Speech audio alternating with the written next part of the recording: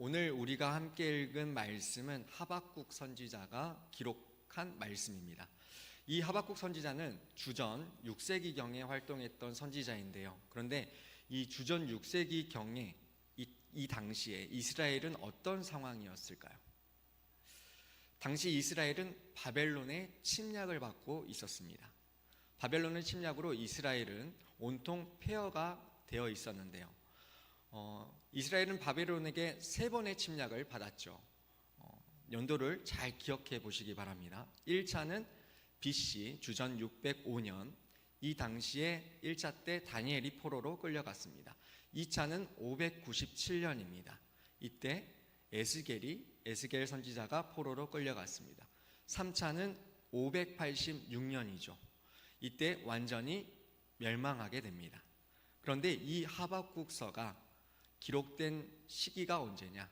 610년부터 605년 사이에 기록되었습니다. 그러면 몇 차 포로 때 기록되었을까요? 어려우신가요?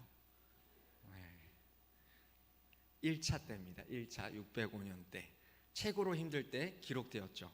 이 상황을 16절에 보면 하박국 선지자는 이렇게 말합니다.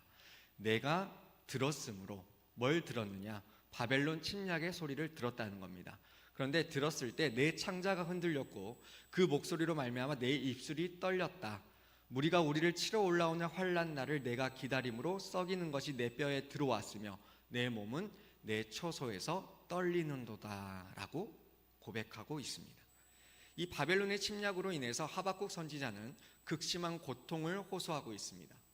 바벨론으로 인해서 남편들은 전쟁터에서 죽었고 아내들은 바벨론의 포로가 되어서 노예가 되었으며, 그리고 아이들은 부모를 잃은 채 길바닥에서 울부짖고 있습니다. 그리고 또 그들의 양식인 무화과 나무, 그리고 감람나무, 포도나무의 열매는 소출과 함께 바벨론에 다 빼앗겼고, 이스라엘 백성들은 목숨을 유지하기 위해서 산에다 굴을 파고 들어가서 살고 있었습니다. 이것이 하박국 선지자가 살고 있었던 상황이었습니다. 그런데 오늘 말씀 바로 이어지는 17절에 보면 반전이 일어나고 있습니다. 우리 17절과 18절 말씀을 한 목소리로 읽어보겠습니다. 시작. 비록 무화과 나무가 무성하지 못하며 포도나무에 열매가 없으며 감람나무에 소출이 없으며 밭에 먹을 것이 없으며 우리의 양이 없으며 외양간에 소가 없을지라도 나는 여호와로 말미암아 즐거워하며 나의 구원의 하나님으로 말미암아 기뻐하리로다. 아멘. 이게 어떻게 해서 이런 일이 일어날 수 있었을까요? 16절에서는 너무 무서워서 창자가 흔들리고 입술이 떨리고 온몸을 떨고 있다고 하는데, 어떻게 해서 17절과 18절에서는 이런 일이 일어날 수 있었느냐라는 겁니다. 그 이유는 첫 번째로 하박국 선지자는 감사의 기준을 알았기 때문입니다. 보통 사람들은 감사에 대해 말할 때 감사할 조건이 있어야 감사할 수 있다고 합니다. 받은 것이 있어야, 얻은 것이 있어야 감사하지, 또는 신나는 일이 있어야, 웃을 일이 있어야 웃지라고 말합니다. 이런 이야기가 있습니다. 로크맨이라는 노예가 있었습니다. 이 사람은 대단히 현명한 사람이었고 그 주인에게 굉장히 신임을 받는 사람이었어요. 그래서 그의 동료들은 미련하리만큼 충성스러운 이 로크맨에게 주인이 보지 않을 때는 좀 쉬엄쉬엄 하면서 몸 생각하면서 좀 일해라 라고 말할 정도였어요. 그러나 그는 그런 말을 들을 때면 그냥 한번 씩 웃고는 주인이 없으나 있으나 똑같이 열심히 일했습니다. 그러니까 주인이 더 이뻐할 수밖에 없었겠죠. 그래서 더욱더 신임하면서 다른 노예들보다는 비교적 더 자유로운 생활을 할 수 있도록 해줬습니다. 그러자 다른 종들이 어땠을까요? 시기와 질투를 했겠죠. 그래서 주인에게 찾아가서, 주인님, 로크맨이 실은 주인님 앞에서만 이렇게 열심히 하지 뒤에서는 주인님을 뒷담화 까고 있습니다 라고 했습니다. 모함을 한 거죠. 그래서 하루는 주인이 계속 들으니까 긴가민가 하다가 한번 시험을 해보자 해가지고 로크맨을 불렀습니다. 그래서 불러놓고는 조금 상하고 쓴맛이 나는 참외를 하나 먹으라고 줬어요. 이 로크맨은 그 참외를 받아서 쩝쩝거리면서 맛있게 먹었습니다. 그 모습을 본 주인이 아니 어떻게 그 쓰고 구역질 나는 참외를 그렇게도 맛있게 먹느냐라고 물었습니다. 그러자 로크맨이 이렇게 대답하는 거예요. 주인님은 저에게 항상 좋은 것을 주셨는데 이번에 이렇게 쓴 것을 준 것도 여기에 합당한 좋은 뜻이 있지 않겠습니까? 라고 대답했다고 합니다. 그러자 그 말에 감격한 주인은 그를 자유의 몸으로 완전히 풀어줬다고 합니다. 성도 여러분, 이 이야기가 무엇을 말해주는 것 같으십니까? 바로 감사는 환경이나 조건에 문제가 되지 않는다는 겁니다. 받은 것이 있어야, 얻은 것이 있어야 감사할 수 있는 것이 아니고 감사할 조건이 있어야 감사를 하는 것이 아니라는 겁니다. 바로 이러한 삶의 자세가 범사에 감사하는 것입니다. 좋은 일에 감사하는 것은 세상 사람들도 다 할 줄 압니다. 그러나 세상 사람들은 안 좋은 일에는 감사하지 못합니다. 그러나 우리 그리스도인들은 다릅니다. 좋은 일에도 물론 감사해야 하지만 그렇지 못한 일에도 감사할 줄 아는 사람이 바로 우리 그리스도인들입니다. 그래서 우리는 안 될 때에도 감사할 줄 알아야 합니다. 우리가 잘 아는 욥에게도 어려운 때가 있었죠. 재산은 한순간에 먼지처럼 사라졌고 자식들은 태풍으로 한날 한시에 다 죽었습니다. 몸에는 병까지 왔습니다. 정수리부터 발끝까지 질그릇 조각으로 긁지 않고서는 견딜 수 없는 악창이 온몸에 덮쳤습니다. 그래서 아내까지도 욥기 2장 9절에 보면 당신이 하나님을 온전히 믿어서 남은 게 무엇이냐? 그래도 믿을래? 그냥 하나님 저주하고 욕하고 죽어버려라 라고 욥의 심기를 건드립니다. 그때 욥이 다음 절에서 10절에서 이렇게 말합니다. 당신이 어찌 어리석은 자들과 똑같이 말할 수 있느냐? 우리가 하나님께 복을 받았으면 재앙도 받을 수 있는 것 아니겠느냐? 하나님께서 주신 것 하나님께서 도로 가져가시겠다는데 내가 할 말이 있겠느냐? 입이 10개라도 할 말이 없다라고 말을 했습니다. 근데 보통 이런 일이 생겼을 때 보통 우리들 같으면 졸도할 겁니다. 충격받아서 죽어버리고 말 거예요. 그런데 욥은 그러질 않습니다. 욥은 자기 자신을 비웠습니다. 우리의 마음속을 물질로 가득 채운 사람은 그 물질이 다 잃어버리면, 다 없어지면 죽고 맙니다. 그리고 권력으로 그 영혼을, 그 마음속을 가득 채운 사람은 그 권력을 다 잃어버리면 죽습니다. 자기 속에 가득 찬 것을 빼앗기면 죽고 맙니다. 그런데 욥은 마음을 비웠습니다. 아무것도 가지고 온 것이 없음에 아무것도 가지고 가지 못하리니 현재 나는 내가 있는 것으로 족하다라고 하면서 욥기 1장 21절에 보면 알몸으로 나와 싸운즉 알몸으로 돌아갈지라 라고 고백합니다. 욥의 이 마음이 우리 마음에도 채워져야 할 줄로 믿습니다. 그런데 오늘 말씀도 그렇죠. 오늘 말씀에 보면 하박국 선지자는 감사할 만한 조건이 하나도 없었습니다. 오히려 원망과 탄식과 절망의 조건뿐이었죠. 그런데도 오늘 18절에 보면 감사하고 있습니다. 우리가 읽고 있는 이 하나님의 말씀이 이 성경에는 감사의 기도들이 많이 있습니다. 그 중에서도 시편에 그 감사의 기도들이 굉장히 많이 있습니다. 그래서 제가 한 세 구절 정도 가져와 봤는데 함께 한 목소리로 읽어보겠습니다. 시작. 할렐루야 여호와께 감사하라. 그는 선하시며 그 인자하심이 영원하미로다. 내가 주께 감사제를 드리고 여호와의 이름을 부르리이다. 내가 노래로 하나님의 이름을 찬송하며 감사함으로 하나님을 위대하시다 하리니. 아멘. 그런데 이렇게 감사를 노래한 시편을 보게 되면 대부분이 다윗이 기록한 시입니다. 근데 다윗이 어떤 사람인가요? 누구보다도 많은 시련과 어려움을 만났던 사람입니다. 다윗은 사울 왕의 사위였습니다. 그런데 사울이 다윗을 죽이려 했죠. 장인이 사위를 죽이려 합니다. 왜냐? 반역을 할 놈이라고 죽이려 하죠. 심지어는 자기 아내까지 동원해서 죽이려 합니다. 또 다윗은 왕이 되고 나서도 자기 아들에 의해 내쫓깁니다. 왕이 되었는데 자기 아들 압살롬이 쿠데타를 일으키죠. 그래서 다윗은 피해 다닙니다. 이 외에도 다윗의 아들이 자신의 딸을 강간했고 다윗의 아들이 또 다른 아들을 죽이는 일들을 겪어야만 했습니다. 이것이 다윗의 인생사입니다. 그럼에도 불구하고 시편을 보면 다윗은 늘 감사를 하고 있습니다. 감사는 가진 것이 많다고 해서 할 수 있는 것이 아닙니다. 감사는 받은 것이 많아서 하는 것이 아니라는 겁니다. 진정한 감사는 환경을 초월하는 감사입니다. 가진 것이 적지만, 받은 것이 적지만, 어려움 가운데 있지만 지켜주신 것에 대해 감사하는 것이 진정한 감사입니다.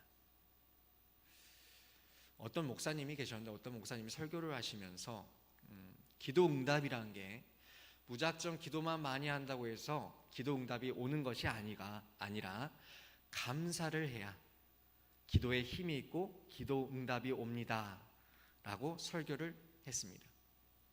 그랬더니 그 말씀을 듣고 있던 어떤 한 성도가 한숨을 쉬면서 나도 남편 때문에 감사할 수 있었으면 좋겠다라고 한숨을 쉬었습니다. 왜냐하면 이 성도의 남편은 매일같이 술을 마시고 자정이 되어서야 집에 들어왔어요. 그런데 술에 떡이 되어서 집에 오는데도 어떻게 집은 찾아오는지 꼭 집 앞에 와서 문 앞에 와서 쓰러져서 잠이 드는 거예요. 그러면 이 성도는 매일같이 문 앞에 쓰러져 있는 남편을 끌어다가 눕히는 것이 하루 일과였습니다. 그러니 이 성도에게는 감사할 것이 없었던 거죠. 그런데도 목사님이 감사라고 하시니까 감사해야겠다고 생각했습니다. 그리고 감사 기도를 하려는데 도저히 감사할 것들이 떠오르질 않더래요. 매일 술만 먹고 들어와서는 아침에 나가는 남편한테 뭐 감사할 것이 있겠어요. 그래도 그저 감사하다고 기도를 하려고 하는데 그때 주님이 이 성도님의 마음을 감동시키셨어요. 지금 저렇게 코를 골고 자고 있는 남편이라도 곁에 있는 것이 없는 것보다는 낫지 않니? 저렇게 취해 있어도 용케도 집까지 찾아와서 문 앞에서 쓰러져 주는 것도 고맙지 않니? 술 먹고 싸워서 경찰서에 있지 않는 게 고맙지 않니? 그리고 토요일 날은 술 더 많이 마시고 와서 주일날 아침까지 잠을 자고 있으니까 너한테 교회 가지 말란 말 하지 않으니까 얼마나 고맙지 않니? 이런 생각이 마음속에 들었답니다. 그래서 지금 성도님들의 표정과 같이 웃으면서 기도를 했대요. 그래요, 하나님 감사하네요. 술 먹어도 감사하고 늦게 와도 감사하고 하나님 말씀하신 것처럼 다 감사하네요. 그랬는데 그때 남편이 잠에 깨서 눈을 떴는데 아내가 옆에 앉아서 기도를 하고 있는데 웃으면서 기도를 하더라는 거예요. 그래서 남편이 물었대요. 뭐가 그리 좋아서 웃느냐라고. 그래서 이 아내가 말했답니다.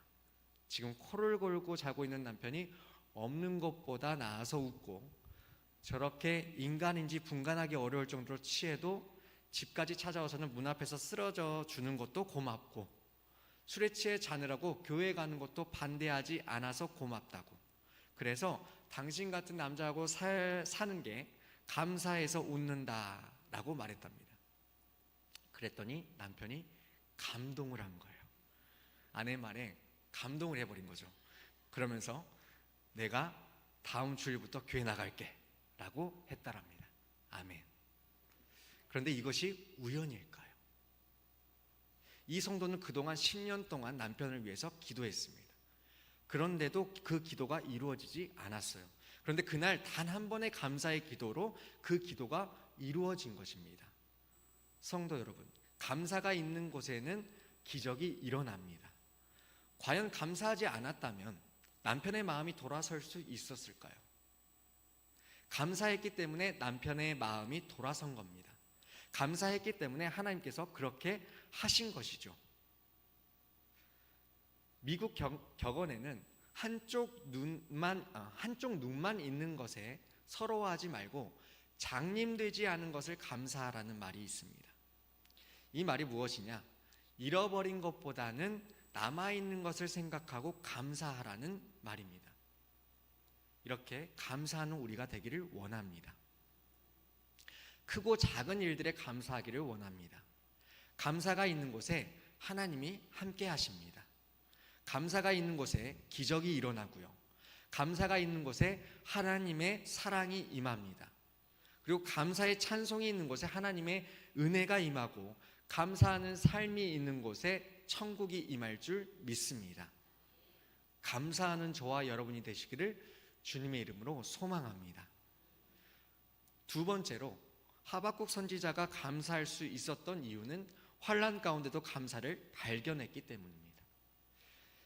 사람의 마음이 메마르면 가장 먼저 사라지는 것이 감사라고 합니다. 아무리 믿음 좋은 성도라고 할지라도 감사가 사라지면 그 신앙을 체크해 봐야 합니다.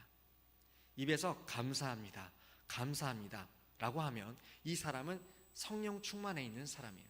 그러나 감사하지 못하고 감사하던 말이 나오지 않는다면 지금 믿음이 떨어져 있는 상태라는 것이죠. 우리의 삶을 돌아보면 지난 10년간 또는 20년 전보다 훨씬 좋아지고 편리해졌습니다. 그때와 비교해 보면 그때의 집, 도로, 그리고 생활 환경 모든 면에서 나아지고 살기 편해졌죠. 그런데 사람들을 보면 그때보다 훨씬 더 불평도 많고 원망도 많습니다. 더 많은 사람들이 자살을 하고 또 더 많은 사람들이 이혼을 합니다.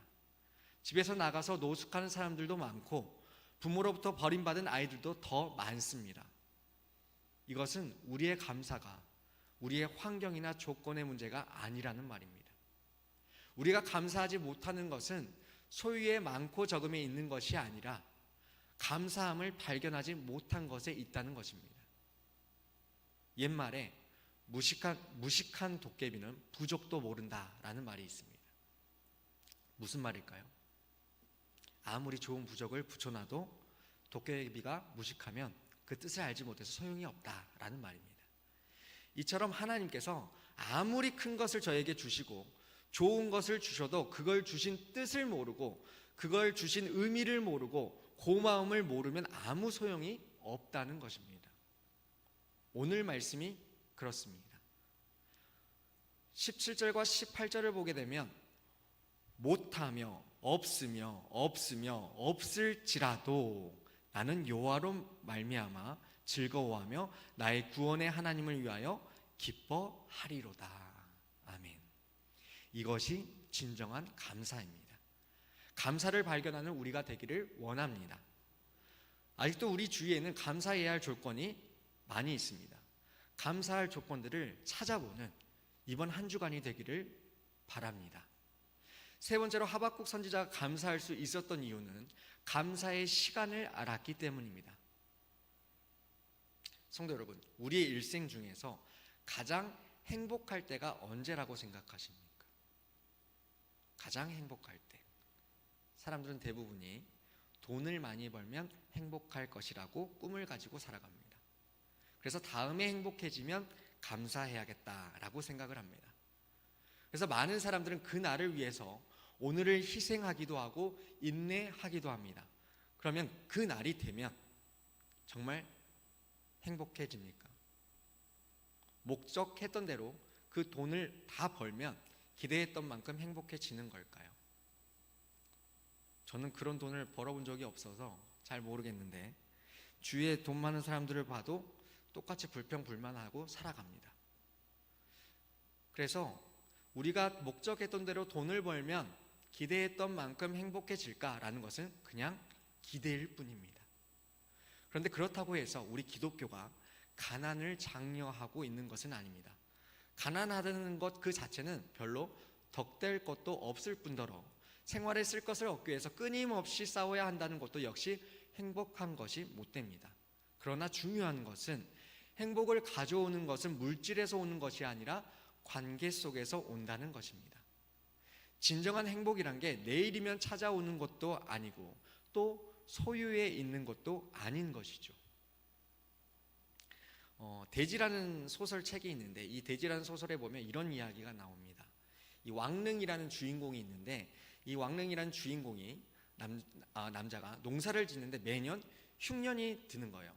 죽도록 농사를 지어 놓으면 홍수가 나서 농작물을 쓸어가 버리고 또 땀 흘려 농사를 지어 놓으면 수확기에 황충이 와서 수확물을 다 갉아 먹어버립니다. 그래서 하는 수 없이 이 남자는 농촌을 떠나서 아내와 함께 도시로 갑니다. 이 도시로 가서 리어카 하나를 사서 장사를 했습니다. 남편은 앞에서 끌고 아내는 뒤에서 밀면서 장사를 했어요.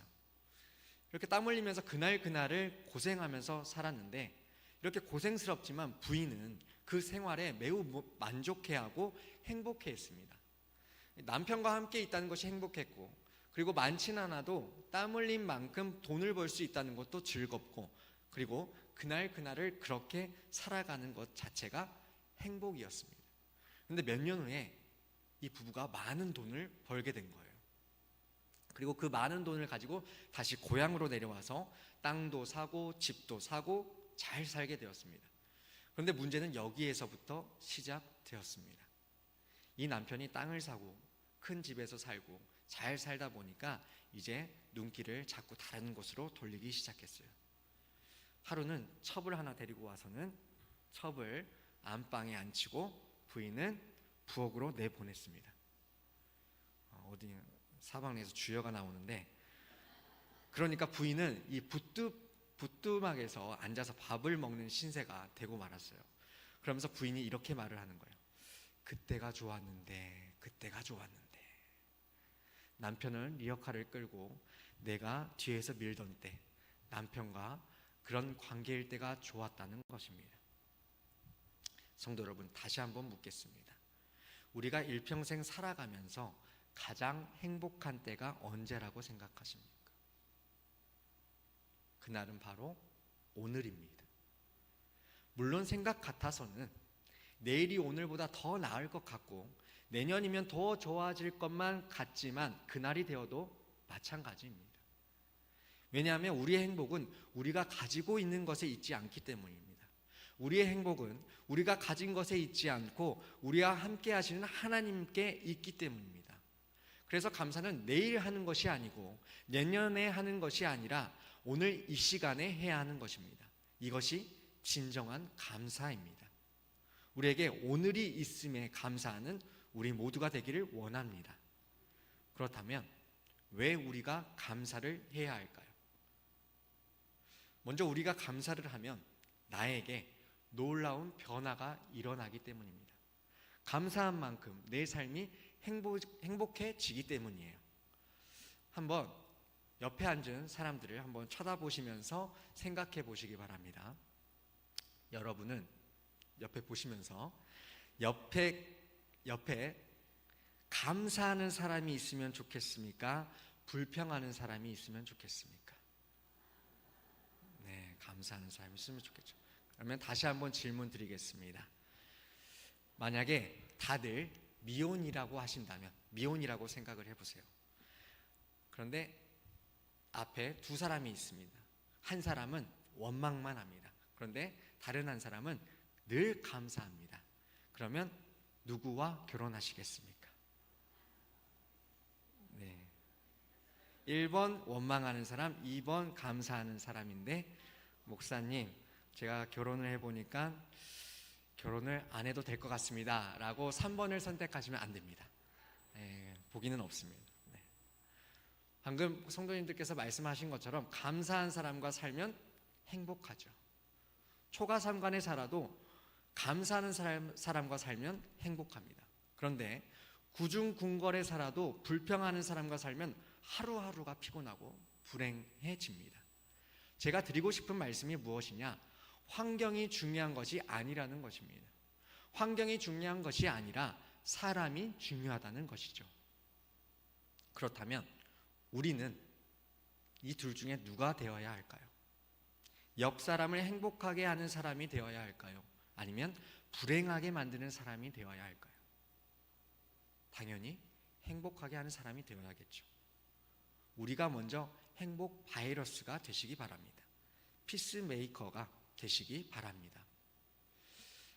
제가 주일 오전 예배 때, 일부 예배 때 저 본당 뒤에 서서 가지고 성도님들이 오시는 것을 보면서 이제 인사를 드리고 있는데, 한 분 한 분 보게 되면 어떤 분들은 굉장히 표정이 밝으신 분들이 있어요.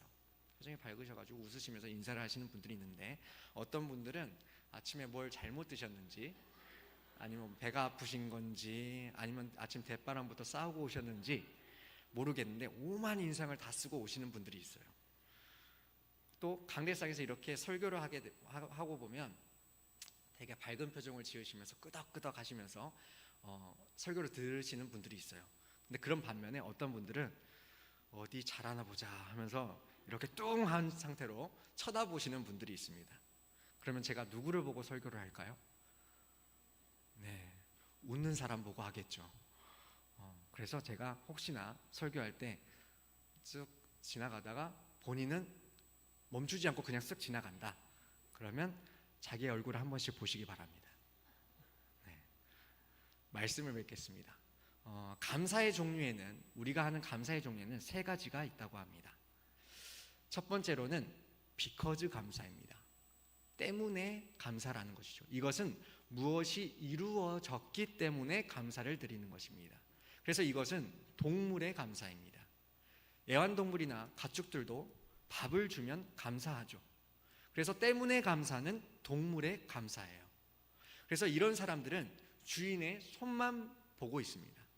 주인의 얼굴을 바라봐야 하는데 주인의 손만 바라보고 있습니다. 그래서 주면 감사하고 안 주면 으르렁거립니다.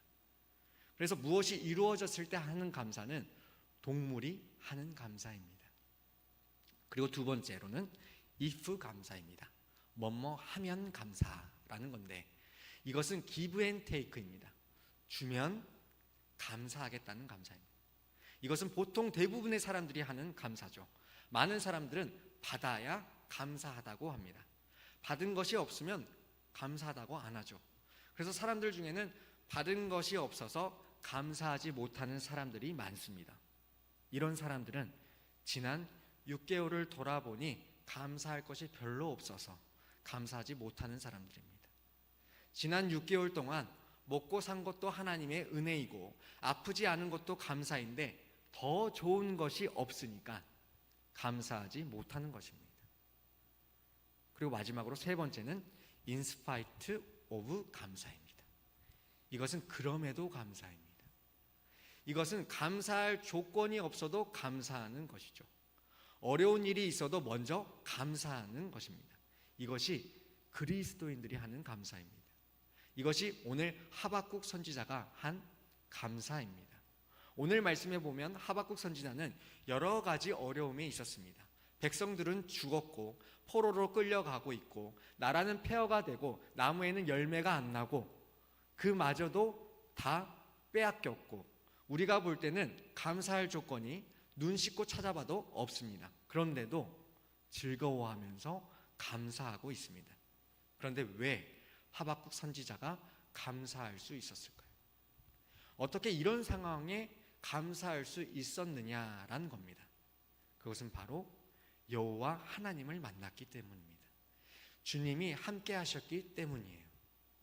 이것도 없고 저것도 없고 다 없지만 18절에서 나는 여호와로 말미암아 나의 구원의 하나님으로 말미암아 기뻐한다 라고 고백하고 있습니다. 성도 여러분, 이것이 그럼에도의 감사입니다. 그래서 이 그럼에도의 감사는 하나님을 바라보는 감사입니다. 하나님을 바라보면 그럼에도의 감사가 나온다는 것이죠. 우리도 이 그럼에도의 감사를 하는 자들이 되기를 원합니다. 우리에게도 이런 감사가 있기를 원합니다. 성도 여러분, 금년 6개월 동안에 감사할 것이 없으신가요? 지난 6개월을 차근차근 생각해 보니까 내 삶은 실패와 좌절의 연속이었던 것 같으신가요?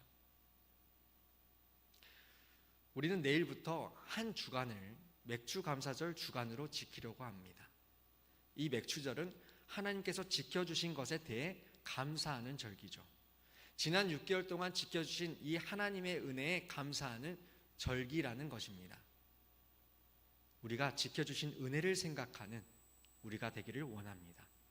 하나님께서 나를, 우리 가정을, 우리 직장을 어떻게 지켜주셨는지 생각하면서 하루의 시작을 주님 앞에 나와서 감사로 시작하는 한 주가 되기를 원합니다.